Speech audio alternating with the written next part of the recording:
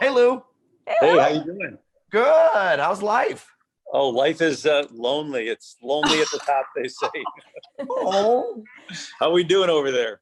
We're doing good. We miss you, Lou. Yeah. Well, how is it that you two women still have great hair? I mean, you must have stylists coming to your houses because here I haven't had a haircut for a month. I'm in trouble. Oh, I so- knew. I have Now cut you all look the good. men's hair in my house now. Well, everybody looks beautiful. You guys look great. Lou. I knew talking to Lou was a good idea today, guys. Yeah. I knew Always makes us feel better. So you guys doing well in isolation? yeah, I think so. I think it's been a little bit of an adjustment for a couple weeks here. And by the time we all get used to it, we'll hopefully be back to work and stuff. Yeah, Your and mouth Lou, to I'm God's in ears. isolation. There are 6 people in my house, so yeah. Well, I hope they're all very corona free and safe. And Yeah. They back are to corona-free, isolation. safe, and loud. Yeah. Well, I'm Italian, so loud is a prerequisite. That is Yeah. probably true. Yeah. Well, Lou, How about all the yourself? courts You hanging are in there? shut down and everything, right? Like you ain't Yeah. able to do anything.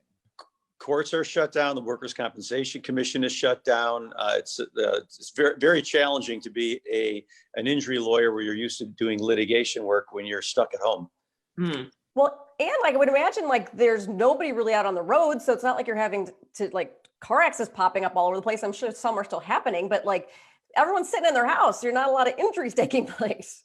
Exactly. I mean, and which, by the way, is a good thing for human beings that there's not a lot of accidents out there. But as far as running a business like mine, we thrive on people needing our services when somebody is negligent out there, whether it's a truck, motorcycle, doctor, manufacturer of a product, whatever the case may be. We do need people calling our doors. We have tons of cases in the office and we have a very large staff and lawyers, and we'd like to be working on those cases diligently, and we're doing the best that we can, but it's difficult to move big cases to settle them when you can't get into court, you can't get into the industrial commission. Doctors don't want to give depositions. Everyone's afraid to be out in public. So there are some definite challenges. Can you But we study got- up on the law, like get a big old law book and read through it, make sure you're all good to go? Oh, bite your tongue. I took the bar exam 38 years ago. I'm not doing that anymore. Come on. New additions, Lou. I do have some Hey, good young Lou. lawyers. Let me ask you, because this is also unprecedented and it's interesting. You know, we've seen strikes now at Amazon, Instacart, Whole Foods was threatening striking because workers feel like they're not being kept safe. But this is so unprecedented. How do you feel like that's going to go going forward in terms of like legal ramifications? Honestly, it's really an interesting topic. It's not the area of law that I would specialize in because we deal with injury law. And you think Yeah. once somebody gets injured, what happens? And first of all, as far as people getting injured in the course of their employment, if they get coronavirus, that is a very, very difficult workers' compensation case to even prosecute unless they're in the medical field or they're a first responder. Because in workers' comp, if you get injured or you get a disease, you have to prove that you are at a greater risk than the general public. And now if you're a first responder, if you're in the medical field, or if you're a construction worker and you're doing work on a job or you're doing services at a hospital, you're more exposed than the general public. So there may be a workers' compensation claim for people like that. But the real question that you asked, which is a great one, do employers have a responsibility to provide adequate protective equipment, PPE for their employees? And personal protective equipment is very, very important. And there's a lot of people out there working these days from, our heroes and heroines in the medical field. But just my brother-in-law who drives a truck and he delivers goods to Mariano's and all kinds of different grocery stores. And my friends that are in the police force. I have a couple of cousins. One's a guard at Cook County Courthouse or the jail rather. One is a Chicago police officer. These people are given very inadequate or none in terms of protective equipment. And they're supposed to go out there and chase bad guys or hold prisoners at bay and deliver grocery stores or deliver to grocery stores rather. And they don't have adequate protective equipment.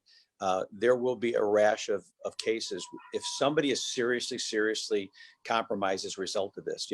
When somebody in workers' comp, your benefits are you get your medical bills paid, you get your pay while you're off work, and then you get a settlement for your disability. If you get coronavirus and you have a long-term disability, it's because you really have suffered devastating ramifications, and that's a bad situation. But there will be people that get that. And that is unfortunate for them. And then proving the case if they're not in healthcare or in one of these situations where they're at a higher risk than the general public, it'll be very difficult for them to prove their cases. That's why they should really go to a really good lawyer. So Lou, as we sit in our homes and we practice our social distancing, there's moments where it's easy to feel sorry for ourselves. We're stuck, we're doing things that are different, but a lot of us have a lot to be grateful for. Do you think it's important for people that that are still able to do some work, or that some people that do have blessings? Do you think it's important for people to count their blessings as they go about through this, just to kind of keep some sanity? Well, I mean, that's probably some of the best advice you could give your viewers, listeners, and friends and family, John. If you are the cup is half empty type of a person, you're a pessimist, you're going to have a really rough time. And I'm not a psychologist, I assure you, but if you're a cup is half full, or the glass is half full, which is like how I am and my family members are, you have to sit there and look for the silver lining. I mean, I was just texting with my children today, and I have a group email with all my cousins. We're a very large Italian family. I've got probably 30 people on this feed that my cousin Michelangelo Scafidi, he runs this whole thing for us. How's that for an Italian name? I was just going to say, that's like on a typecasting, that name. Michelangelo Scafidi, yeah. But Michelangelo sends out an email to the whole family every morning, and everybody responds to it. And I was commenting this morning on the silver lining in this whole mess is, my grandparents are looking down on my cousin Michelangelo saying, thank you so much for being the glue that is holding this beautiful family together, because we have cousins all over the place, and we don't always have an opportunity to talk to each other. We see them at weddings and funerals and occasions, but we're like, every day we're communicating, and we're finding that little silver lining. We're knowing what's going on in people's lives, how their kids are doing, the different things that they're doing to occupy their time. So there's a silver lining there. I sent an email to my whole staff. I send a shelter order day. Today would be the 11th day. Every day I send one out to my whole staff. And my one last night, I mentioned to them, call a friend, call someone you haven't talked to in quite a while, reach out to an elderly person, a friend or a neighbor or a relative, let them know you're thinking of them. I sent out 200 text messages the other day to union officials that are friends of mine and people that we do business with, just to tell them I'm thinking about them, I'm praying for them, I'm hoping they and their family and their members are safe. And everybody was so appreciative to get that text.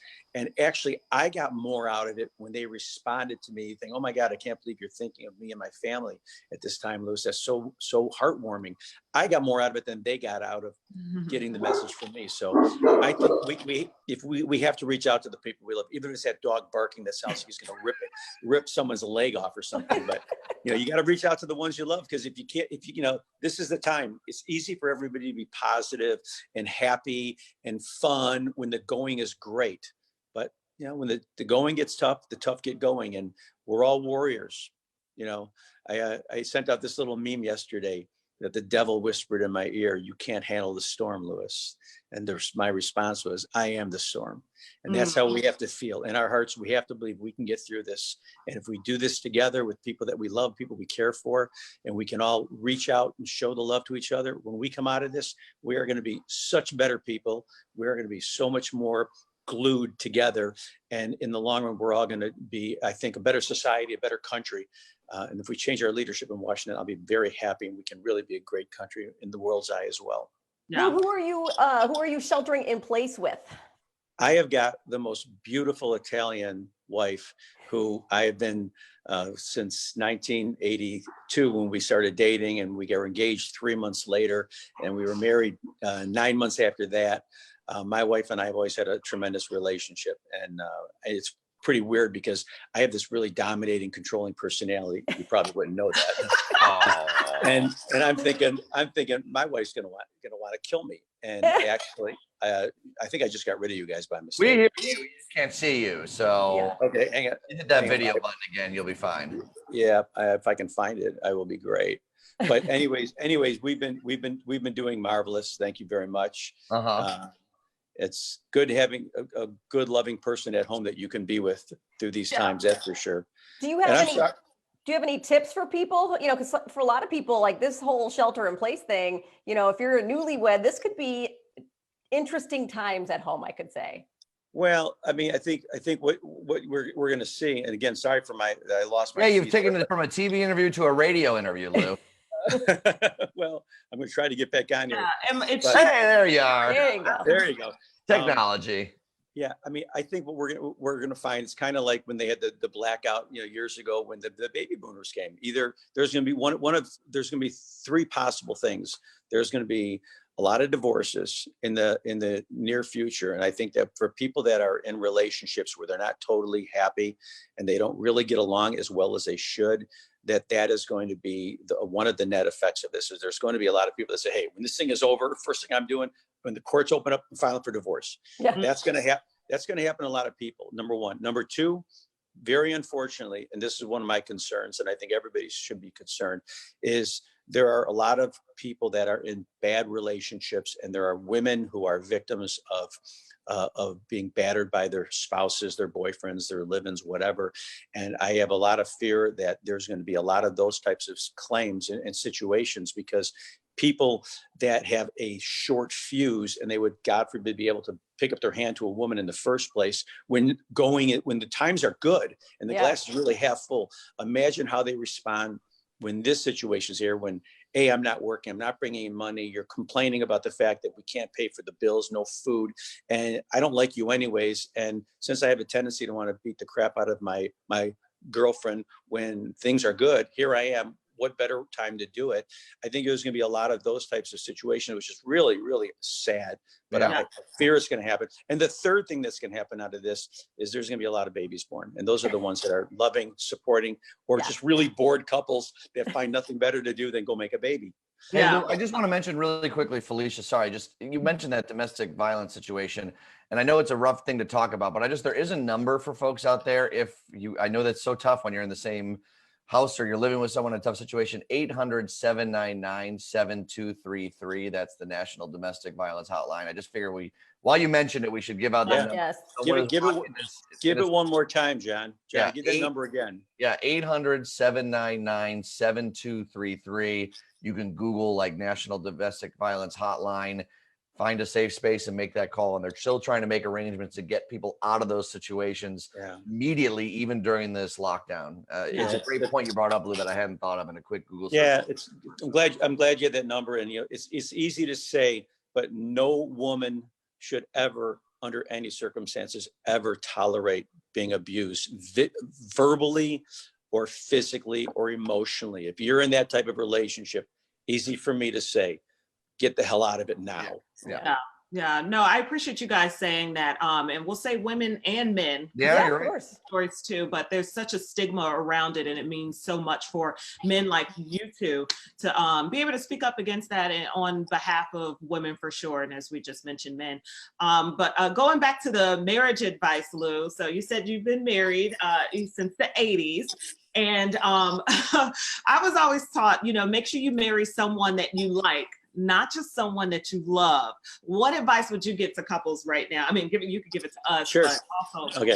Well, here's the first thing I would say. It's kind of funny you to even ask me that. I'm not a marriage counselor either, but I would say sometimes people would feel like I'm going to marry somebody because that's a person that I could live with. I say marry someone because it's someone you can't live without. So, and when I met Gloria, it was funny. I had a very serious girlfriend, and my mother had gone to a baby shower, and she came back and said, I found the woman you're going to marry. I go, who? My buddy's future sister-in-law, Gloria? Right. She goes, yeah, she's perfect for you, Louis. I said, Mom, I have a girlfriend. She goes, please, you're not marrying that girl. I found the girl you're going to marry. And I had the wedding, and she was the maid of honor. I was the best man.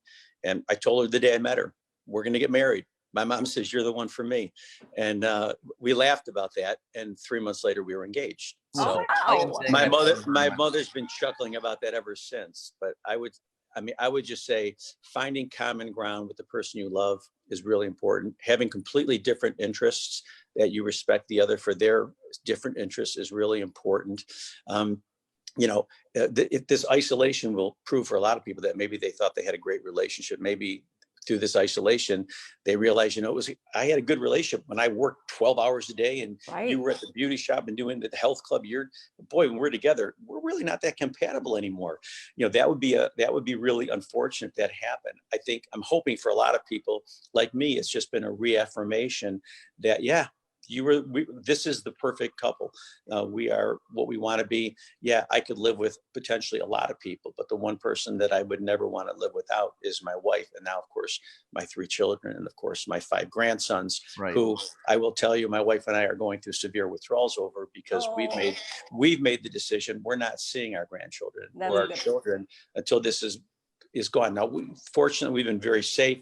Everybody is been practicing good isolation, but as we all know, anybody could be a carrier. And I've got from 4 years old down to 8 weeks old. My youngest, little Case Brady, just is at the doctor's office as we speak, getting his 8-week checkup. And God forbid, you'd never want to be that person who, for selfish motives, because I needed to feel them, I needed to hug them and hold them and tell them Papa loves you, and then God forbid you get them sick. So we are. Hey, we got a message from Kyle. He says, me and my wife had a talk last night. We agreed the moment one of us is bothering the other, we either tell them politely or just get up and walk out of the porch and breathe. So take a little moment to yourself. I love marriage advice on these comments. Get them coming. Or relationship advice. It's funny that you say that too. So like right after my husband and I were married, he was transferred to China for work, and we had lived in China for 2 years. And it was, here we go, because we're going into a foreign country. We didn't speak the language. We didn't know anybody. And we're like, this is either going to make us or break us. And fortunately, it ended up making us. So we're like, now we know we can get through anything. Yeah. Like I said, it's easy to get through things and have fun when the going is good, right? Yeah. It's when the going gets tough, when you really like going to another country, going to China or any country, wherever it is, thinking, oh my God, it's really just you and me, that we are stuck together, because I don't speak Chinese. I'm Italian. I don't even speak Italian. So if I was in Italy, what the heck am I going to do? It's me and my wife, and that's it. And if you can make it there, great. Here you are. I'm in this beautiful house in Lincoln Park, and I've got all the luxuries in the world, but I'm stuck within 4 walls of my house. And fortunately, I'm stuck with somebody that I love being with, so it makes my life a lot easier. That's awesome. Amy, do you think you'll be that kind of mom that like shuts down for her sons? Like, no, you're not marrying that girl. No, you won't be dating. I've always said I won't be, because Lou, I have all boys as well. So I have 3 boys. And I've always said, I'm not going to do that. I'm going to, guide them and let them make their own decisions. But I don't know, if somebody I don't like comes up and might try to take my miles, I might have to have some words. Well, what happens is you go from this sweet, demure, lovely, quiet Amy to Mama Bear. Yeah. And Mama Bear bites. When Mama Bear sees a cub in danger, even when the cub thinks he's living the dream and he's not in danger, Mama Bear knows better. And Mama Bear is going to bite somebody. And that girl better run. Been biting the oldest one for the last week now. I already know I'm gonna be that person. No, you're not dating. No, you're not even welcome. You have to. You have to be. Yeah. Well, Lou, it's been great chatting with you. I know you guys are kind of on I don't want to say a pause, but can people still call you guys? What can people do if they want to reach out to y'all? Yeah, we have every one of our employees is still working. We're working remotely, and we've never really done that before, other than my daughter Deanna, who's a lawyer. She's worked remotely since she started having children. But we have all of our employees are 100% set up for remote access. We are handling cases. We are signing up cases. We are settling cases. We've managed to settle a lot of really good cases just before this whole coronavirus hit. So we have, we have revenues coming in for that. I've got some great lawyers that ironically have been settling cases big time. And that means like insurance companies and defense firms still want to work. They want to keep things going. So even through this whole mess, we're doing things remotely. We're doing Zoom conferences with lawyers and settlement conferences with lawyers. And I've got one of my lawyers today is doing a deposition. He's got everybody doing a deposition on Zoom. So we're trying to stay alive. Our numbers are still open. Our people are still working. You may hear a dog bark in the background like we heard 5 minutes ago. You may hear a little kid screaming or yelling, which is fine too. Yeah. The bottom line is the people at GWC are still working full time, and we are going to ensure that justice starts today and every day, coronavirus or no coronavirus, because we know that the glass is half full and we're going to get through this together. Awesome, Lou. Thanks so much for being with us today. My pleasure. Yeah, good Great. to see you as always. Thank you so much. Great to see both of you, all three of you, rather. I was like, I'm Lou. sorry, John. Sorry, John. I left you out. I was thinking about the girls again, as usual. Oh, Lou. All right. Thanks so much, bud. Thanks. Bye, Take Lou. care, okay. You guys take care. Bye-bye. God bless you.